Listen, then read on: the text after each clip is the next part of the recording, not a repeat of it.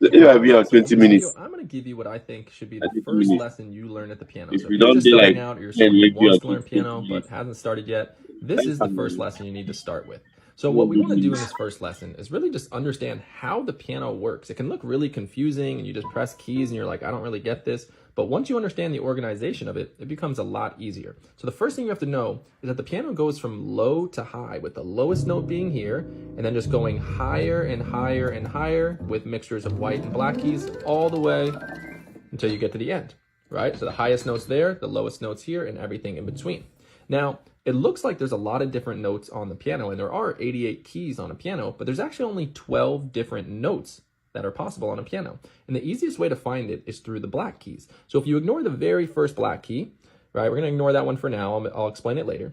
But you'll notice the black keys just go in a pattern. 2, 3, 2, 3, 2, 3, 2, 3, 2, 3, and so on. It's just always groups of 2 and then groups of 3.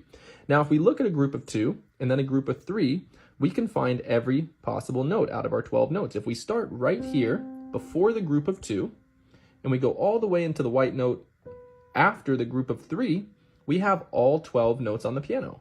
7 white ones, 1, 2, 3, 4, 5, 6, 7, and 5 black ones, 1, 2, 3, 4, 5. So there's our 12 possible notes. And now everything else is just copied and pasted in higher and lower ranges. So 1, 2, 3, 4, 5, 6, 7, 1, 2, 3, 4, 5. Once again, right before the 2 black keys, 1, 2, 3, 4, 5, 6, 7, 1, 2, 3, 4, 5, and same thing, 1, 2, 3, 4, 5, 6, 7, 1, 2, 3, 4, 5, and it just keeps going in higher ranges and lower ranges. Now we name these notes after the letters of the alphabet, A, B, C, D, E, F, G. We only use 7 letters, so even though there's 12 notes, we only use 7 letters, so I'll explain how we name them. So those 7 letters get attached to the white notes. So the first note we're going to learn is the note C. The note C comes right before the group of 2. Now, you don't have to start here. A lot of people are like, well, why don't we start with A? Just because it's easier to see the note C, and when you learn about scales, like the C major scale, it makes sense why things revolve around C. But let's start here. So anytime you're in front of the 2 black keys, you're playing the note C. So there's lots of different Cs on the piano, high ones, low ones.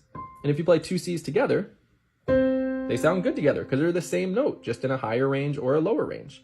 And then when we go this way on the piano, this is called going up the piano or going higher. So when you go this way, you're going in alphabetical order. So if this is C, we go higher 1, you would just get to the next letter in the alphabet, D. So the easiest way to find the note D is that it's in between the 2 black keys. D, D, D, so on. There's some lower ones. And once again, if I play 2 Ds together, they sound good because they're the same note, just a lower version and a higher. And we can keep going. We go higher than 1 higher than D, we get to E. So E comes after the 2 black notes. E, E, E, E, so on. We play 2 together. They sound good together because they're the same notes. So now we've learned C, D, and E. So C comes before the 2 black notes, D in the middle, E after. Now we just have to learn these 4, which come by the 3 black notes. So if we went C, D, E, we just move 1 higher, we get to the letter F. So F comes in front of the 3 black keys. So there's F, F, F, 2 together, they sound good, same note. We go up 1 from F, we get to G.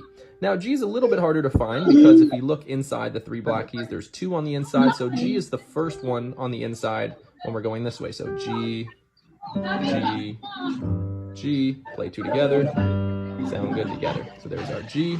We go up 1 from A. That's where a lot of people get confused. After G, there's no H. You're back to the beginning of the alphabet, which is A. So G, and then A. So once again, G and A look similar. They're both on the inside of the 3. A is the one that's a little bit higher, a little bit this way. So there's A, together. They sound good together. And the last note we have to learn, we go 1 higher from A, we get to B. B is in back or behind the 3 black keys. B, B, B, B, and so on. And there's B's. And then we go up 1 from B, we're back to C, right at the start of the 2 notes, or the 2 black keys, right? So there's all 7 of our notes that we have to learn on the white keys. And now the black keys just get named based on those white key letters, right? So let's start with this one here. At the start of the 2 black keys, this note can have 2 different names. And this confuses people a lot as well, but you'll get the hang of it. So if this note was C, We use a word called sharp in music. Sharp means that you go up, right? Not up as in higher, like up and down, but to the right. So from C, we go up one, which takes us right there, up a half step. A sharp tells you to go up a half step, the next possible note. And then this would be called C sharp, because this is C, we moved up a half step. That becomes C sharp. And then if we go to this black note, well, here's D, we go up a half step. So this is D sharp. Then E does not have a black note, so E doesn't get a sharp.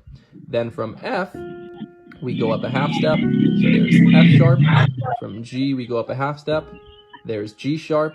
From A, we go up a half step. There's A sharp. So our black notes are, starting at the beginning of the 2, C sharp, D sharp, and then beginning of the 3, F sharp, G sharp, A sharp. Now, like I said, these notes could get a couple different names because in music we also have a word called flat. Flat means you're going down to the left a half step. So this note here, C sharp, that we called originally, can also be called D flat because it's a half step lower than D. So this could be called D flat. This one here could be called E flat because it's half a step lower than E. F does not have a flat, so no black note there. From G, we go down a half step. There's G flat. From A, we can go down a half step. There's A flat. From B, we can go down a half step. There's B flat. So we can have D flat, E flat, G flat, A flat, B flat. So this could be C sharp or D flat, D sharp or E flat, F sharp or G flat, G sharp or A flat, and A sharp or B flat. And there is all 12 notes on the piano. A lot of people always ask, like, why does it matter that they're 2 different names? Does it really matter which one you call it? If you're just playing the note and someone's like, hey, what note is this? And someone says C sharp and someone says D flat, they're both technically right, but it all depends on the context of the song. And it also